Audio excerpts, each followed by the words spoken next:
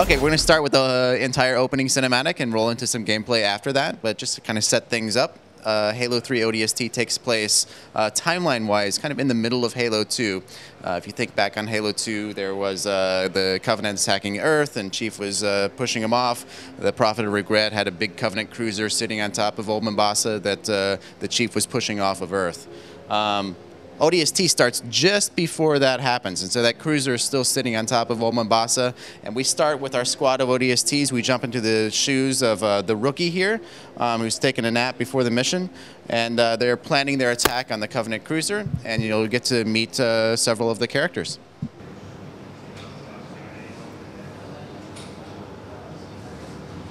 The Navy put up a good fight. Of course they did. It's Earth. Better late than never. How about you show some respect, Romeo? Just saying, Dutch. They missed one. No, they left it for us.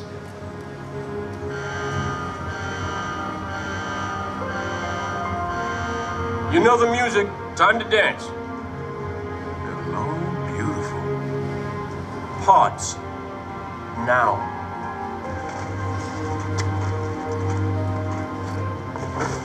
Replacements? This many years into the war, who isn't? At least they listen. To me. And they're not gonna like what they hear. Orders are orders. Come on, Veronica. What could be more important than that carrier? My orders. And Buck, call me Captain. I'll pass on that dance, but you can't show me where to sit.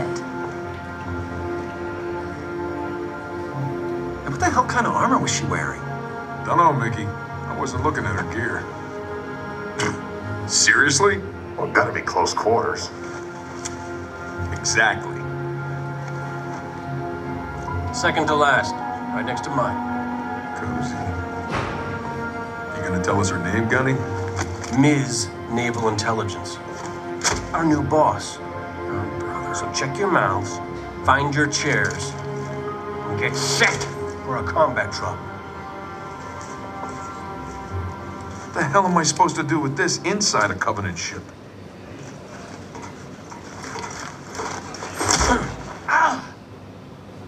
Wake up, Buttercup.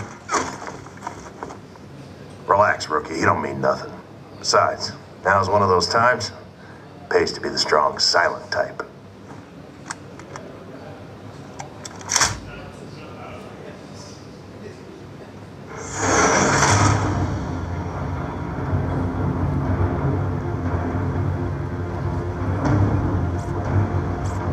Latest intel reports Covenant ships are massing beneath the carrier. They're pulling back? Why? I'm gonna find out way up here.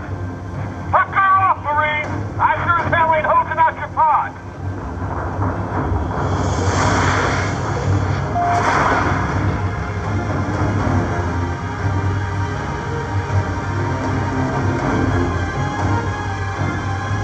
I take it back. Navy got its butt kicked. Hey, Romeo, remember when I told you to shut your mouth? Yeah? Consider that a standing order. Captain, 15 clicks off the deck. Stand by to adjust trajectory. On my mark. What did he just say? Mark. We're way off course. We're heading exactly where I need to go. But we're gonna miss the carrier. Radiation! Covenant just set off a nuke? No. The carrier's going to jump. It's a short space left ignition. EMP, losing power. They popped their chutes. We're going in hard.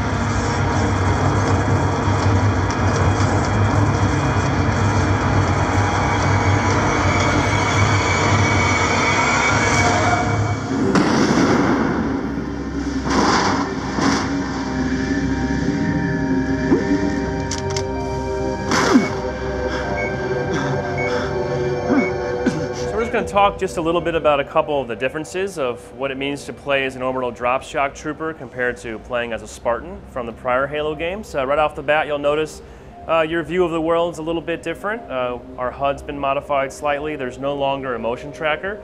So ODSTs are going to have to rely a little bit more on their eyes and ears as they move around the battlefield. We also no longer have the luxury of a recharging energy shield like Mjolnir armor does on the Spartan. In this case, we have a stamina for our character represented by the red bar across the top. And you'll notice after our fall, we're a little bit beat up right now. So the only way to get our health restored is through a more conventional means. In this case, we have a medical kiosk that's still active here in the city. And throughout the city and throughout the various missions, you'll find things like this in health packs. And if you've played Halo Combat Evolved, the health system in ODST is basically the same as it was back in the first game. So the city here has been hit hard by the Covenant invasion. Most of the power grids are offline, and most of the rookies' work here unraveling this mystery is going to take place in darkness. But thankfully, we have a new tool that's going to help him, and this is called the visor. You press the X button to activate the visor, and it's a sort of a low-light amplification system, kind of like a night vision. It's also going to be very useful for target acquisition, as we can see here at this grunt patrol up in front of us. In a cooperative game, your friends and NPCs will show up in green, enemies will be in red, so at a distance in the dark, it's very easy to assess friend from foe. ODSTs also come equipped with 2 brand new weapons. Here you see the sound-suppressed submachine gun. My personal favorite, though, is our brand new pistol.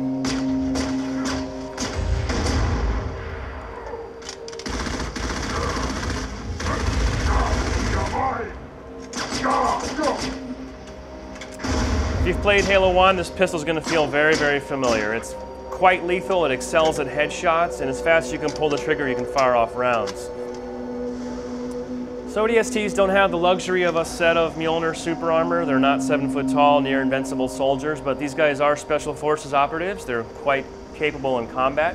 They're not going to be able to dual wield 2 weapons. They actually run just a little bit slower and jump a little bit lower, but what that really means from a gameplay perspective is you're just a little more human, a little more vulnerable. So you're going to have to be just a little more cautious and methodical about how, when, and where you engage the enemy. Master Chief could really run into a whole room full of Covenant, annihilate them, make his way out with barely a scratch, and ODSTs are going to have a little bit of a trickier time, a little less recourse to get themselves out of danger.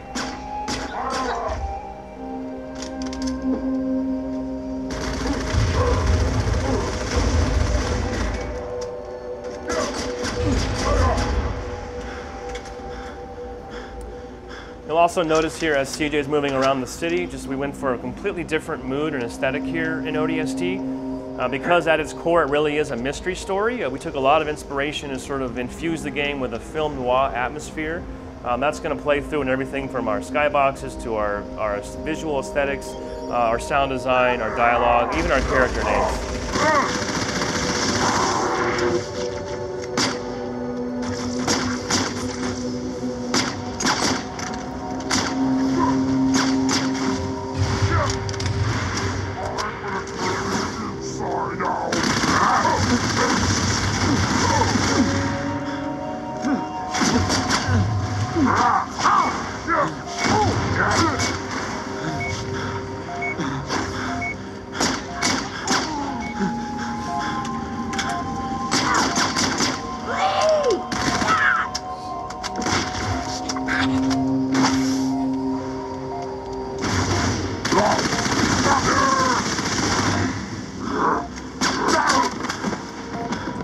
Normally the rookie wouldn't be faring too well right now, but for the demo purposes, CJ's been given a little extra help.